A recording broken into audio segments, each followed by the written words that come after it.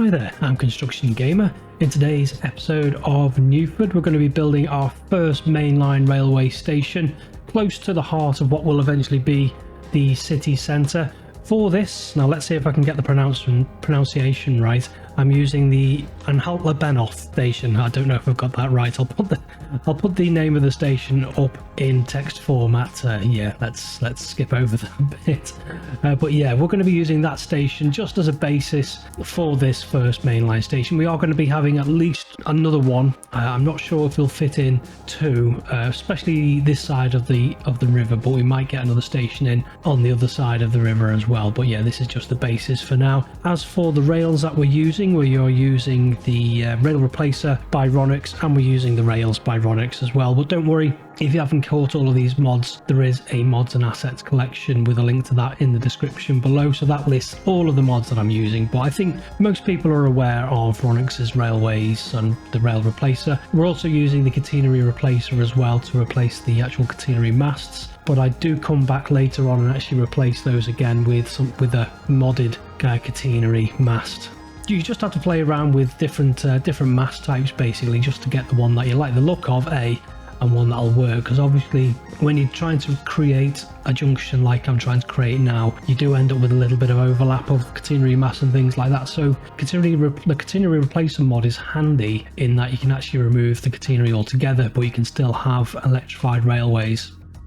Now you actually select the electrified railway in the menu that we've got up at the minute, so you can see you've got different options. So basically I'm using an electrified railway, but you can actually turn the catenary masts off, but it just leaves the wires. So you've got the overhead wires, but you just haven't got the mast. And then what that will allow us to do is to come back later on and actually replace the masts manually with a prop version of the mast, which I've subscribed to later on. So I haven't got it in this episode, but afterwards I did actually subscribe to some masts which I haven't actually placed yet, because I'm still not 100% happy with the way the rails are. Even after this episode I've played around a little bit more with the rails and positioning, things like that, and when I'm completely happy where the actual railway tracks are, then I will come back in and manually plop all of the catenary masts to replace, like you can see there, of that one there kind of glitching in and out, sort of things like that. I will actually come in and replace those masts later on. That's sort of the level of detail I'm working to.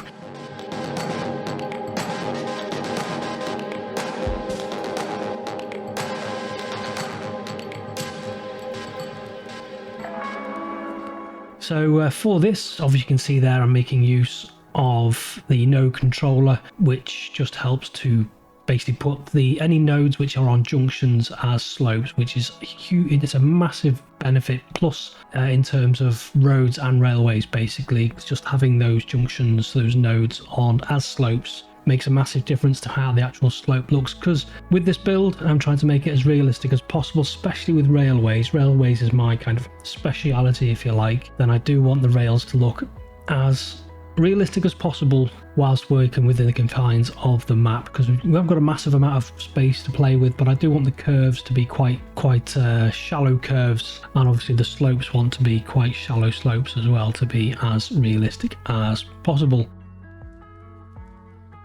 So that's the station place. That wasn't particularly complicated, because yeah, we're just dumping a station down. That's the easy bit, but for the next bit I want to start detailing the actual station itself. And now that we're starting to build the actual city centre, we need to be really thinking about where those roads for the actual city itself are going to go. So we kind of have to pre-plan where the roads are going to go, and we have to almost think about where our traffic's going to go as well. So we've got to try and pre-plan things ahead of time without actually knowing where the traffic is eventually going to go. So with a lot of guesswork and a lot of intuition with regards to how the roads should be placed. So yeah, we're just slowly starting to get our road network within the actual city centre, or the northern side of the city centre. So the city centre is going to be split in two halves. We're going to have one half on the northern side of the river, and then we're going to have one half of the city centre on the southern side of the river. So it's going to be quite a big city centre, but yeah, we need to make sure we get those roads in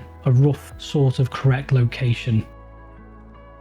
Also, what I want to do in this episode is create a bus interchange as well. So I've got some bus routes already up and running, and what I want to do is I want a place for those buses to terminate, and a big station like this, big mainline station, is a perfect place for buses to come in and turn around and then go back out again to serve the northern districts, the suburbs that we've already created, well, that I've spent the last few months kind of working on. So those bus routes that I have already put in will kind of be permanent bus routes. I might alter them a little bit, but for now they are the final bus routes. You can see there I've got some of the modded UK buses there on those routes already. They're just routes that have been set up for quite a while actually.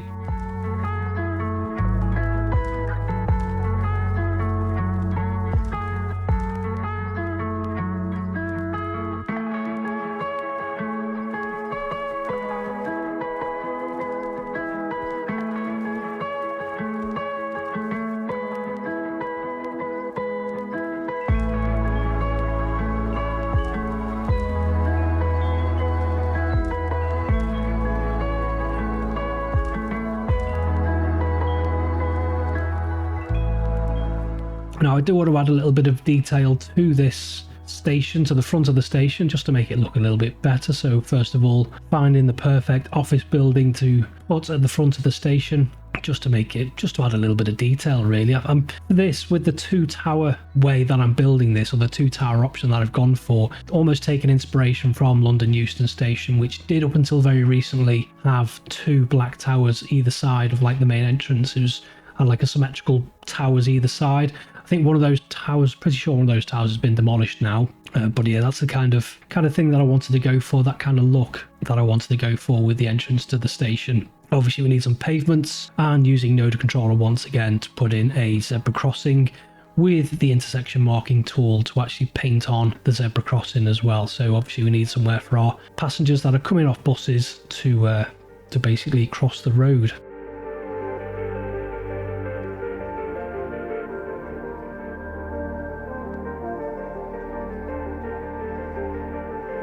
That's the road that I built, is a bus turnaround. I'm going to have the road as bus only. I do actually come back later on and change that, so just the outside lane, the outermost lane, is for buses, and then the inside lane is for cars. Because the one issue you do get if you just have bus lanes is what I ended up with doing with that 4-lane dual carriageway that I had cars just kind of coming in and spinning round in the middle of the road, which didn't look great and obviously held up traffic. So I've allowed cars to use the inner lane just basically so the cars have got somewhere to come and drop off. Because what you'll find, obviously, you want to use the station, you find people driving to the railway station, and what tends to happen is cars just kind of come in and then vanish and then reappear. So obviously we need a road close to the station where cars can actually come and go from the station itself.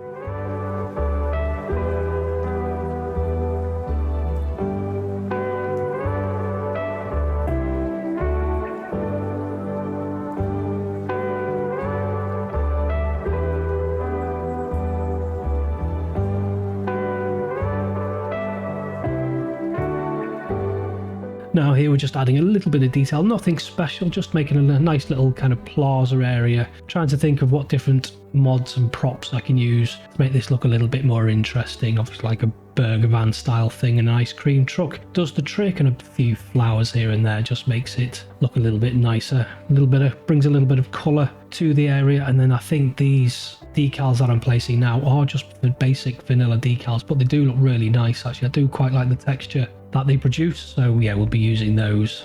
Nothing wrong with using the vanilla props that you have available to you, just makes things look just that little bit better. Now I want to use these raised planter areas, which I'd forgotten the name of, and again this will be in my mods and assets collection, but these look really cool actually. I do really like these raised not quite flower beds, but raised green areas, which then we can add flowers to later on ourselves and just add a little bit more colour and a little bit more detail to the front of the station. So you can see there the buses coming in, people getting on and off of the buses to go into the station. The station is already active. It is obviously a mainline station, so that's where our trains from our outside connections are coming into. So these will be our tourists when they coming into the station itself.